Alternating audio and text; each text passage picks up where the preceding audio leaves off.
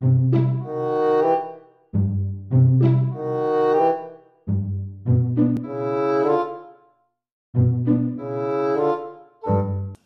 there, role players, rhaegar here for another video. Today's video is an RPG a day video, and today's is the 24th in this series, in the month of August, run by the Autocrack channel. And the question of today of days is, what is your favourite house rule? Now, interesting. Now, I don't myself use many house rules, at least I haven't put many into play so far. I'm a relatively new GM, although I have been in campaigns where there has been a fair bit of house ruling, so I'm familiar with the term and the use. For me personally, when I house rule something, it's to try and bring about or highlight something in the game. It may be to increase emphasis on a certain part of the mechanics, or decrease a certain part of the mechanics. It may be to make something more simulationist in what we're playing, or to decrease it, so vice versa. Usually it's to fine tweak things for the sort of tone I'm going for. Usually I've picked the game or the genre beforehand with the consent of the players, so I've already got really rough idea of what it's going to be, but then when the campaign is coming together, I may tweak the things a little bit to really hammer home what I'm going for. But like I said, don't myself do many house rulings.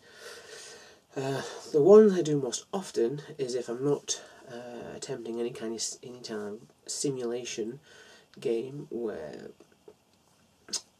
I'm not going for kind of real world vibe.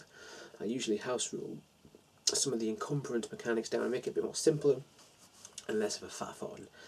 Things like, as long as the characters have stuff that makes sense to them, and they aren't like taking, going a bit too crazy with just because it can.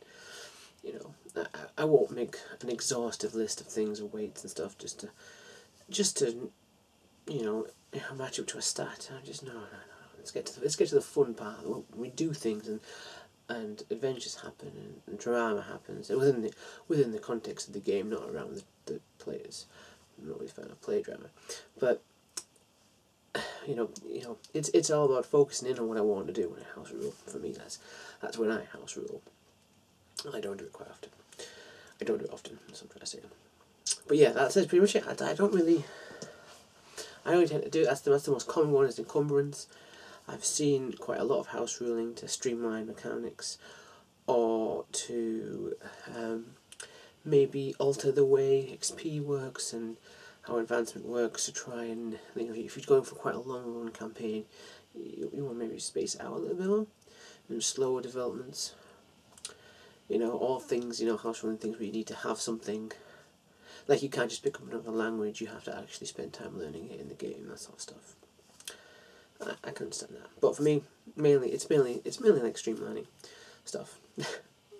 So encumbrance, there you go. Encumbrance is my house rule. Getting rid of it when I don't need it.